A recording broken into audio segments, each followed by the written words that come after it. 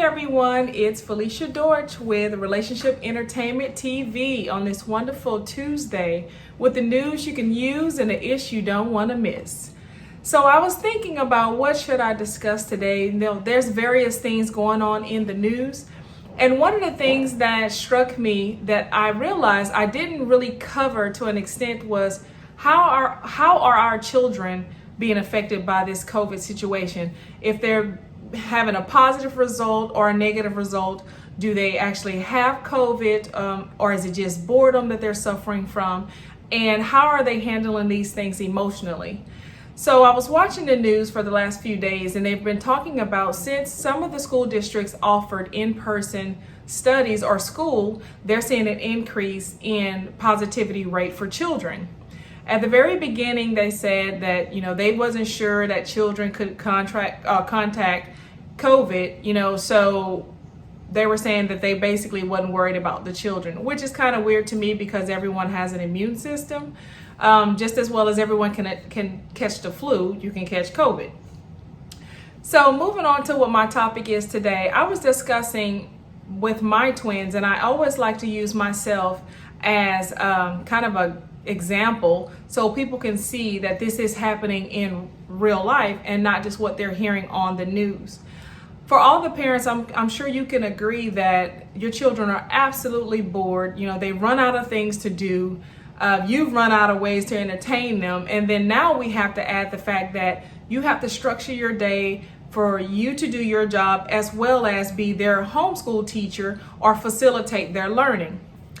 I spoke with several clients today, just to give you an example. During one of my calls, my client, she had to stop and get onto her child for not logging into the class at a certain time.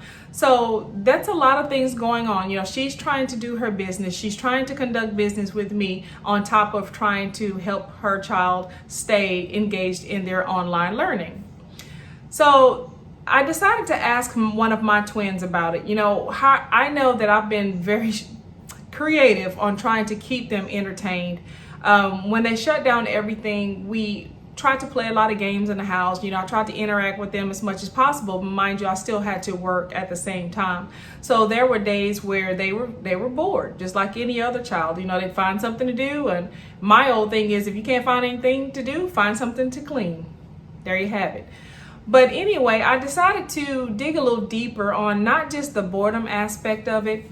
I was also seeing on the news that they were encouraging people to seek help with their counselors or get a counselor or psychiatrist or someone that they can talk to. And this is for the adults. And talking to them about making sure that they, talk to other people, interact with other people, try to keep from falling into a depression, because there's so many things for us to worry about as parents. I actually spoke about this in one of last week's episodes about things that we can do to keep our mental health together. And I thought about it today. I said, well, what about the children? The news touched on it. My local news touched on it just a little bit in their segment about trying to keep the kids engaged in school and talking to them about what's going on.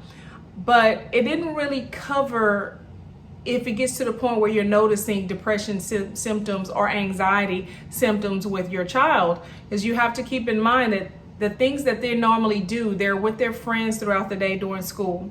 For mine, they are homeschooled. They've always been homeschooled. So it's being able to go to Trail Life, American Heritage, Civil Air Patrol, or homeschool PE, where they actually go to a school and be able to interact with other people. So their whole world has totally changed. We can't even go to the park. With my family, we go to the park a lot. I let them go. We take nature walks, we ride bikes, we go play on whatever equipment is out there or whatever it is that they want to do. And we usually invite friends along so they'll have somebody to interact with so it's not interacting with just me. So I talked to one of the twins, my boy twin, and I asked him how did he feel about what was going on. And at first he wasn't really being serious about the matter. He just kept saying that he was bored, but as long as he can get on and play Fortnite and actually play with other people online, he was okay. But I asked him, I said, well, sometime you do come downstairs and you're like, okay, I'm over that. I don't want to play that anymore. I want to do something. I said, so how is that making you feel? And he finally told me, he said, it's hard to handle because I'm used to each day I know what I have to do. Like if it's Monday, I have Silver Air Patrol. I know I'm going to get out. I'm going to go see my friends. We're going to do things. We're going to build things. We're going to talk. Tuesday, if it's my turn, it's trail life. I know we're going to do that. And then one of the biggest things he said, and then the Wednesday nights, I haven't been to church in months. You know, we go online, but it's not the same as being with my friends and going to Unite and having a good time there.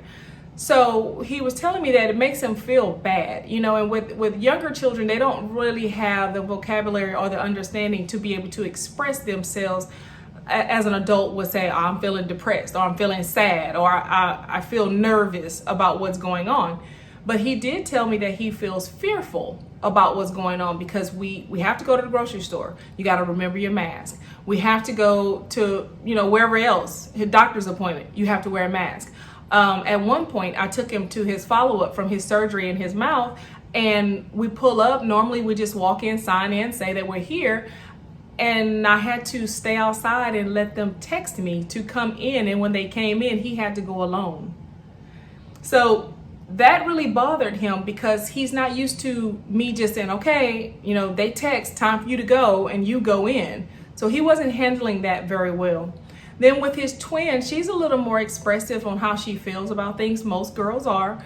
And she said it gives her anxiety. You know, it makes her worry. She don't want to have to worry about everything that she touch, or if she's breathing next to someone, or reminding her to put on the mask every time we get out of the car, or, you know, not being able to, again, see her friends, go to American Heritage. She actually started dance as one of her curriculums, or a fine art for homeschool. And it's her elective. So I took her to dance. And before we went to dance, they had kind of like a parent introduction to how they were going to do things. Because, of course, I'm concerned. I'm a registered nurse, so I'm really concerned about what's going on and how to handle it. And when we got to the facility, we kept our mask on. They only let so many people in. The parents are not allowed to sit there and wait and watch the person dance, or wait on their child to finish with their dance. They have to sit outside in the car. So once they walk in, they have to be ready. There's no changing for dance. There's no changing of the shoes. You literally have to do everything at the front door. They take your temperature, you wash your hands, and then you go into the dance room. Well, the dance rooms are marked off with squares. So each dancer is in a square, and then they're 6 feet away from the other dancer. They can't really congregate with each other. They have to come in, practice the dance, leave. You have to be ready to take your dancer, your child, out of the building as soon as they are finished. So that gave her a little bit of anxiety because it's scary to be pushed into a situation where you normally walk in, you talk to your friends, you're close to your friends, you do things with your friends, and now everyone is in these little boxes that they have to stay in. So I talked more with her about how she was feeling about it, and she said it worries her about what the future will bring. So that's where it kind of put on my heart to talk to parents about talking to your child, really bringing up, digging into how are you feeling about having to work, you know, do your schooling at home. For mine, again, they're used to homeschool, but this is, again, a change. They no longer can go to homeschool PE. They really can't do much of their outside activities unless they are COVID prepared. So you want to make sure you're talking to them, have these conversations with them, and listen to what they're saying. Anxiety, fear, worried, scared, or the changes in their eating, or they're sleeping way too much, more than what kids normally do. Now, my son plays Fortnite. If I let him all night long, he will sleep all day. But I mean, really sleeping to the point they don't want to eat. They're not engaging with the family. They're not engaging with each other in the home unit because, again, we're not sending them out for school. Most of us are not, or sending them out to other activities where another adult can say, hey, I noticed a change in him or her. So take the time to just understand that, yes, you're stressed out as a parent because you have to worry about the bills. You have to worry about their safety, but don't dismiss how they're feeling. You know, don't just ignore, oh, they're children, they'll be okay. They don't have to worry about if we're going to have rent money, or they don't have to worry about if the bills are going to be paid or the food is going to be prepared. but this will definitely affect them. Children can be depressed, they can have anxiety, they can be stressed. Suicide among children is real, as we all know. So you want to take the time to talk to them. And the same resources that I gave for the adults, I would definitely say for the children. Look on the back of your insurance card, even with Medicare, Medicaid, or well, Medicaid and the insurance companies.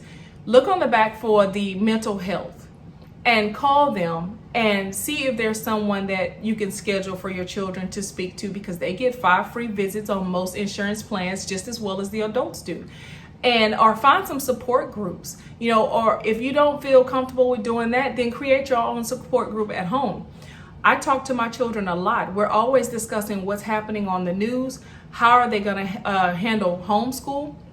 Now they're moving into 9th grade. I plan on having a virtual parent meeting with me and my ex-husband so he can be on board with the things that they're going to have to do as high schoolers and how we're both going to handle it.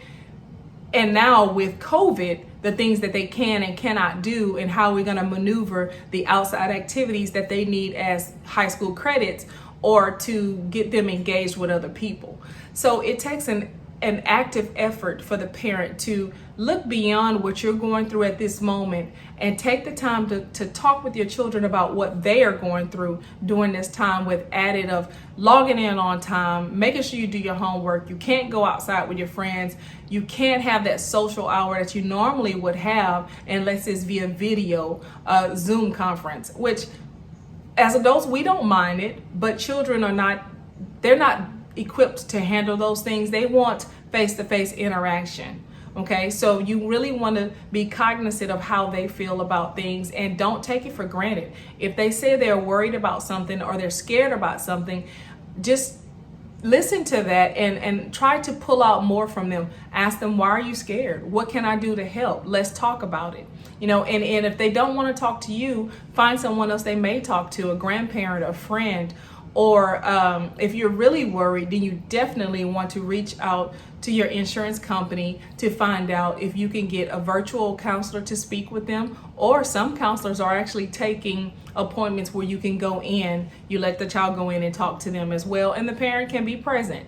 So you want to just take the time to do this and keep the family unit together with communication.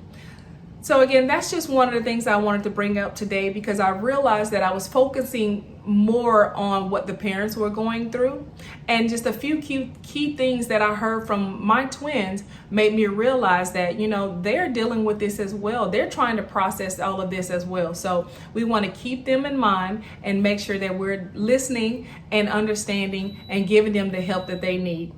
Thank you for tuning in today. Again, I am Felicia Dortch. We're Relationship Entertainment TV. I hope this was helpful to you, and be back again on Thursday with the news you can use and the ish you don't want to miss. Thank you.